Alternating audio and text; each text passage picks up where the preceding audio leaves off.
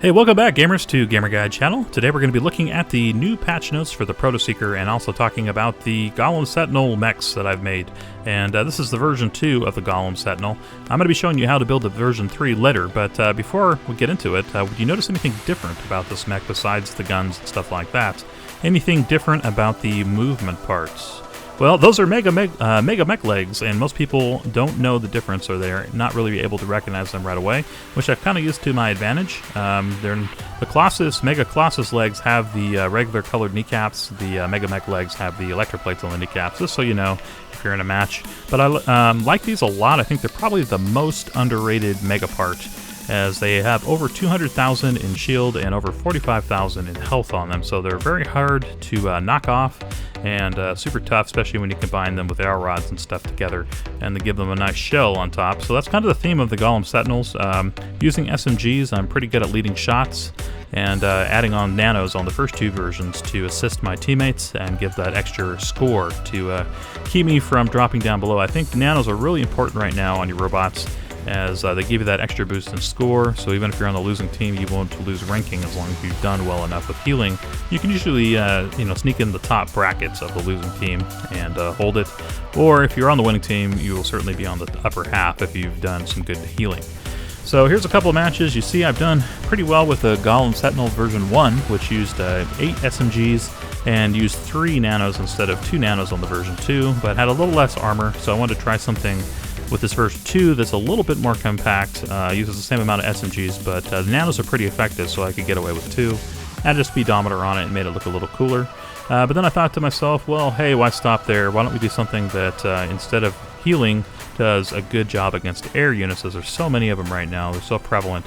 I went ahead and went with this flak gun version, and then using 7 SMGs rather than nanos altogether. And this thing is great. It does lots of damage, and I'm usually always on the top, even though I don't heal. If you wanted to, you could always switch out one of these guns to a single nano, maybe the one in the center, or put it on the back and take off one of the guns if you just wanted 6 SMGs. I like to have the extra redundancy, as getting into firefights with other tanked robots. It's good if you come out on top, and with this kind of build, you definitely will. The tricks to this is just that it's Aeroroded, the legs together, and then the plate here and the top cover of this flak help kind of keep the whole thing together and make it real hard to penetrate through that armor without considerable fire from overhead or from enemies on the ground. So it's worked out really well for me. I went from Bronze 0 up to Diamond 1 using a combination of these mechs, either the Golem Sentinel 1, Golem Sentinel 2, or 3, mostly the 3. And then playing a little bit of the Electromantis. Now, Electromantis is a brand new one I put out. I do have it on the shop. It is called Electromantis Phase 2. So if you guys are interested in seeing that, you can go to the shop and just look up Gamer Guide, and it will be the third robot, or the electroplated robot you'll see there. It's not a tank robot like these mechs, but it is really fast and does a good job healing. Does a good job taking down the fusion towers, as it has front side SMGs, and then also has the shield module to help protect allies while you heal them. So I like it a lot. It's a really fun vehicle if you haven't had a chance and you want to play a healer. Definitely do that. If you want to play a beefy tank that can get through lots of enemies and get a nice high-ranking score and take out those pesky planes, well, then definitely check out the Golem Sentinel 3. So I'm going to go ahead and show you the match where I went from Gold 5 to Diamond 1, and then I figured let's go ahead and read through the brand new Proto-Seeker patch notes. Now, the Proto-Seeker, as you see here, is a brand new low DPS weapon that is a lock-on style weapon. Does less DPS than anything else, but it's going to be kind of equivalent to the damage you used to get from nano cannons. So about half the DPS of an SMG, and they say the lowest overall. However, and there is a big caveat here, they do a lot more damage to electroplates. So things like even those Mega Walker legs that you're seeing here could be affected. I don't know how much damage they're going to do to them, but they could be more affected by the Proto-Leash, and also anything that's entirely covered in electroplates, like the Electromantis or the Paladins or whatever from other gamers out there. So just keep that in mind as we go into the patch here tomorrow. But let's go ahead and jump over into the game, and keep in mind that after the game I'm going to be showing you how to build the Golem Sentinel version 3.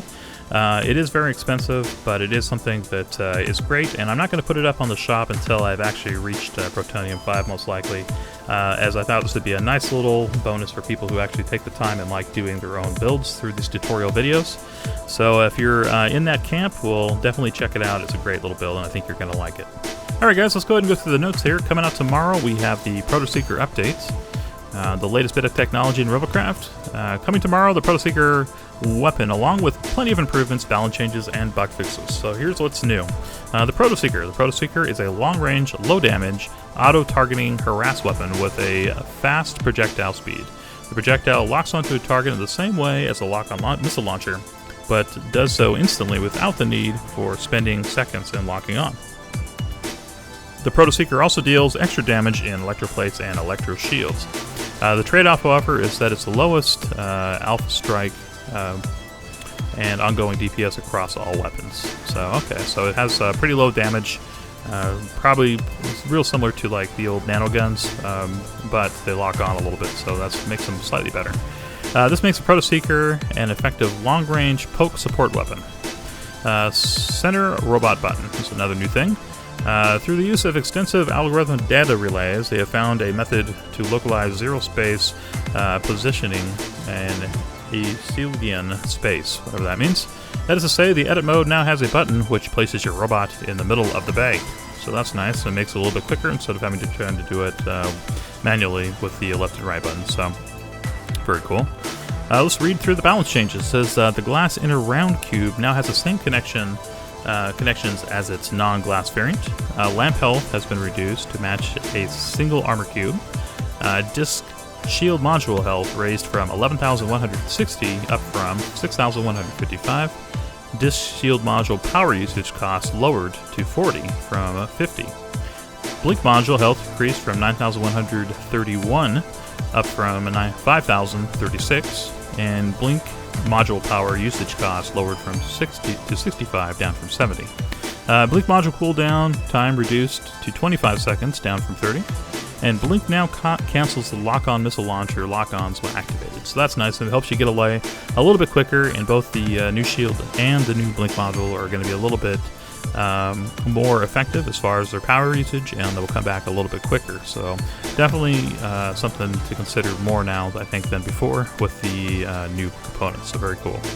Here's some other improvements. Overclocking in test mode now goes up to OCL 15 from 13. And then the next thing here, Aeroflak explosions used to occur when they were near a target but missing, to allow the target to know that they've been attacked. This caused players to think they were being hit, but the flak wasn't doing damage. So we've changed the flak to only explode when they're actually hitting the targets. Aerofoils have been improved so that they're more stable when some have been shot off. Aerofoils have been made a bit too twitchy when turning after the last aerofoil buff update, so we've scaled down how quickly they turn now to make them a little bit more controllable. Move the respawn timer circle in BA so it no longer covers the battle timer on any resolution. Improvements have been made to the performance-based matchmaking to try to make matching players more efficient. Or effective, I guess.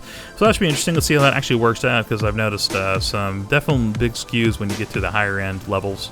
It certainly is a lot of times harder to get a fair match, where I feel like things are definitely stacked against players who've played longer. So we'll see if that actually improves things or makes them worse. We'll see. Alright, let's go through the bug fixes now. It says, fixed a bug which caused Aeroflak ground target hit animation not to play when hitting a ground target. Fixed a bug which caused cubes to be placed tilted, causing a cannot save robot error. Fix a typo in the hero bonus window. Fix a bug which caused robots to be shifted outside of the garage bay on the CRF. Fix a couple bugs surrounding platoon interfaces not rendering after buying a megabot. Fix a bug which allowed players to whisper to another player even after being blocked. Fix a bug which caused some players to fail to connect to our servers and receive a 32,765 error code. Fix the positioning issue with glass cubes in the Cosmetic tab. Fix the use of the word rental in the CRF rating window. Fix a bug in the overall API hooks. Self-destruct hooks now return correctly. Fix a bug in the Overwolf API hooks. Healing amounts are now in CPU. Fix the bug which caused blink glow to persist around a player if they were destroyed while blinking. Fixed the loading graphic in the mothership so it no longer blocks the exit menu. Fix a bug which caused a player's weapons to not move around while spectating them after a death. Fix an issue in the CRF which caused robots without wheels to appear when searching specifically for robots with wheels. Fixed an EAC validation issue which caused some players to suffer from freezes when logging in. And finally, fixed a bug which allows players to blink away above rotor max hover height. Theoretically, this should have fixed the exploit for getting above the map. So that's it for the bug fixes. Hope some of those are exciting to you guys. Certainly interested in seeing how the new Proto-Leech, or Proto-Seeker actually, affects the game. So we'll see how that is. I'm definitely looking forward to it. And also interested to see how electroplates are affected by it, and how flak is adjusted now, as the animation will only go off at the right time. Theoretically, it shouldn't make any difference, but you could be a little bit more sneaky now with the flak cannon, so that could be a good thing in the long run. Anyway, enjoy the rest of the match here. Let this play out, and at the end we're going to go to the garage and I'll show you how to build this version 3 of the Golem Sentinel for yourself. You will need 2 of those mega legs, you will need a flak cannon, so there's going to be some majorly expensive parts to use, but I guarantee that it works very well. Of course, can't guarantee it by the time you see the video here, because the Proto-Seeker could come into play and just totally destroy any electroplated robot. As with all new metas, I'm sure the Proto-Seeker will be very popular for the next couple of weeks, and then will start dying down a little bit. I do see it being very useful for flyers and for snipers especially, as it's a good precursor to using the main weapon system to take down things like electroplates, depending on how effective it actually is at doing that. Anyway guys, thank you very much for checking out this video. Please give me a thumbs up and leave a comment below, and definitely subscribe if you're not a subscriber, as it'd make me very happy. So thank you very much for checking out this video. For those of you who won't be sticking around for the build, but for everybody else, come with me as I will lead you through the step-by-step instructions to build the Golem Sentinel version 3 for yourself. Alright, first thing you need to do is go ahead and put your name down. I used Golem Sentinel version 3. And now we'll go ahead and put down our first cubes. We're going to use mostly cubes in this build. We'll have a couple of prisms and a couple of inners too, but pretty much all the heavier armored blocks. Here in the middle, I'm going to leave that blue, and on either side I have 5 cubes, and I'm lifting it up enough so we can put down our mega legs underneath it. Alright. Now you can leave mirror mode on this, but the key is to put it on the end here of each of these blocks.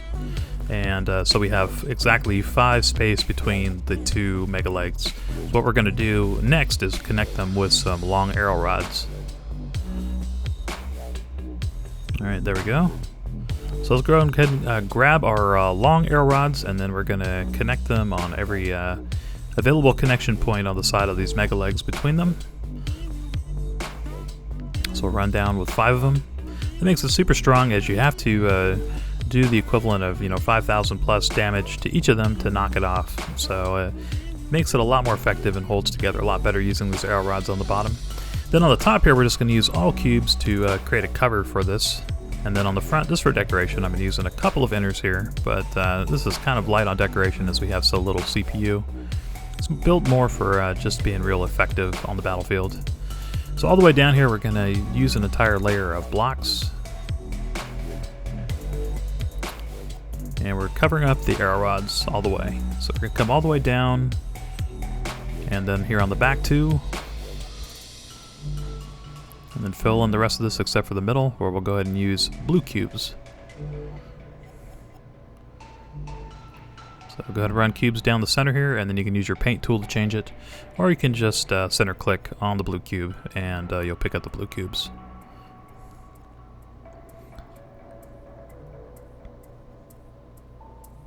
Alright, there we go. So we've pretty much finished the center part as far as the armor. We're going to go and create a armored turret here on the front. So we'll put a prism here, a block on top of it, and then we're leaving the one above it open.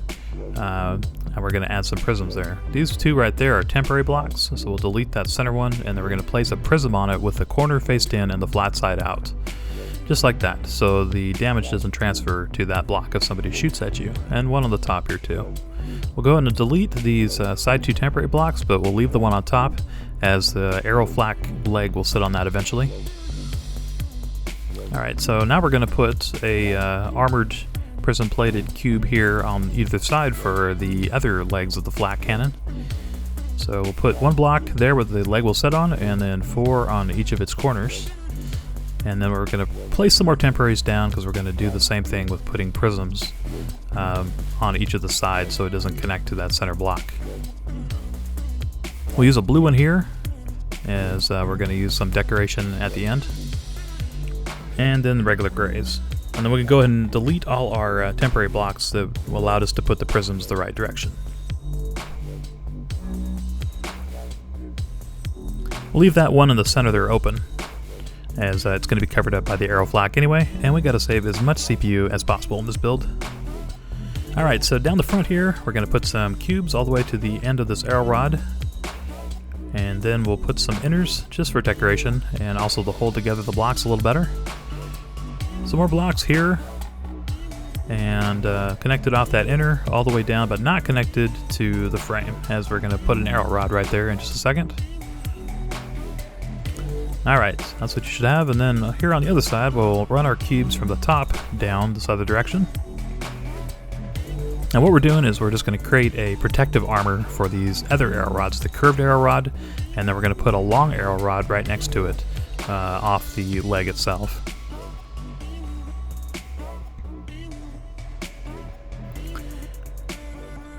Alright, so we're going to run these prisms all the way down. Then on the back here we'll put down 1 permanent and 2 temporary prisms, just so we can put some prisms here on the side face the right direction. Go all the way up here like this, and then the top 2 prisms behind it, we're going to delete those. So this one's gone, that one's gone. Alright, now here on the back we'll go ahead and run a couple more prisms off those cubes, then an inner, a cube next, and another prism behind it. And then on top, 1 more prism just to kind of protect that Aerorod from the back.